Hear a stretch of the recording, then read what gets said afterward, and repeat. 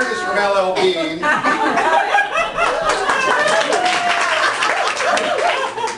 My orthotics are from Burbank Podiatry. Thank you, Dr. Wong. Let me tell you how I got here, and I don't mean driving the tube from 134. I'm going to read for you today from Solomon versus Lord, which was really my 8th or 9th novel. And it's the first one in which I actually, in my opinion, created a woman character who was believable and real. So I'm very proud of it. You're probably going to hate it, but that's all right. I wrote 7 books. The Jake Lasseter series, which did pretty well. A TV movie came out of it, which is actually how I got here today. Let me wander off of that, and I'll come back to how terrible I used to be at writing women characters, and how much respect I have for male writers who can write women characters, which is much harder than you might think it is for some of us. Steve Cannell, who just died 3 weeks ago, Stephen J. Cannell, fell in love with Jake Lasseter in my first novel, To Speak for the Dead. And he flew me out here, and we had lunch together near his home in Pasadena. It was then the Biltmore.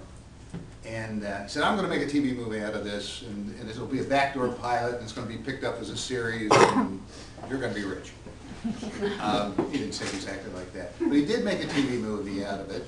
And that's when I first, it was my very, very first encounter with Hollywood, and he hired me as a creative consultant. He wouldn't hire me as a writer for a very, very good reason. He hired a writer whose wife was the head of long-form television at NBC, and that's, you know how that works, right? But he hired me as a creative consultant, so that later, after the TV movie came out, I was asked by a lot of my friends, well, how much control did you have over the movie? And I said, I had complete control of where I deposited the check. But it turns out, this is no disrespect to Stephen, who I got to know and love, but in the process sometimes takes your written work and changes it a bit. My book was To Speak for the Dead, set in Miami. It became Justice on the Bayou. Some of you may know we don't have a bayou in Florida. But they do outside of New Orleans, and Gerald McRaney, who was cast to play Jake Lasseter, my character, has a house in New Orleans, and that's where he wanted to live. I had a character, I don't want to tell you which one in case you want to read the book, but I killed her in the book, and in the last scene of the TV movie, she and Jake are together sitting on the banks of the Mississippi River as guitars are playing. As well as Karen was playing, but guitars were playing. Which reminded me very much of a famous New Yorker cartoon, which many of you may remember, because this is a New Yorker crowd if I ever saw one. Man and woman are sitting in a movie theater, looking up the screen. It's the closing credits, it's the end, and on the screen a man and a woman are hugging and kissing, and the audience, the woman leans over to the man, her husband presumably, and says, in the book, he killed her. It's sort of the way I feel about it. But that is how I got out here.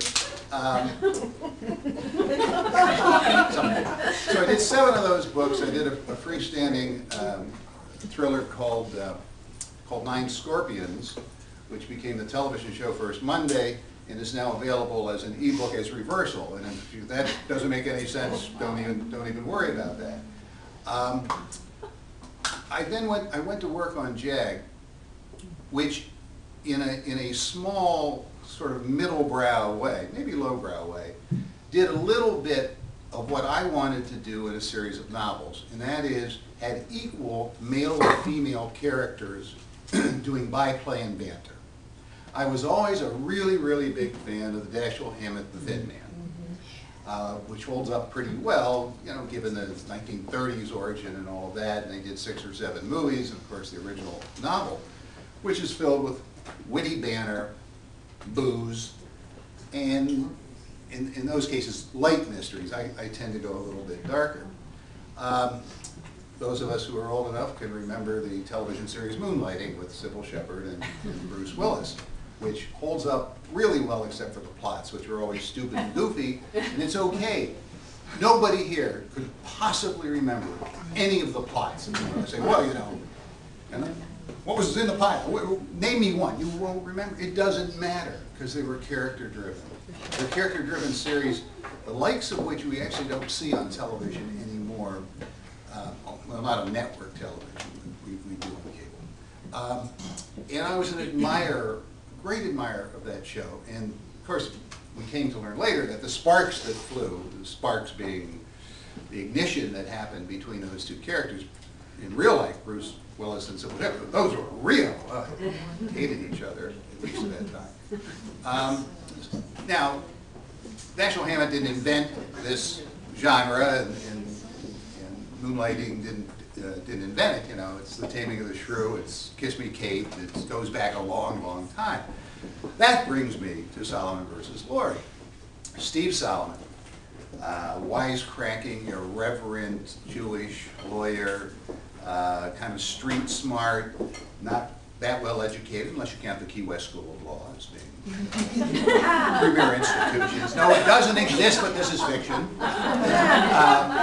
Victoria Lord, patrician from Philadelphia before she came down to Miami. Ivy League education, waspy, very proper, does everything the right way. And these were the two characters that I came up with to butt heads and to hate each other, which means, of course, that at some point the author is going to want to get them together because the readers are going to want you to get them together. You know, I'd like to read you the first 3 pages, 3.5 pages of the very first book, the very first words I wrote about these two characters, as we meet them in a jail cell because they've been trying a case against each other. She's a young prosecutor, a couple of years out of law school. He's a trial lawyer in his mid-30s, so he's got a little bit more experience, and he has baited her into contempt because she's doing everything properly, he's doing everything wild and crazy, he's a guy who makes up his own rules, and all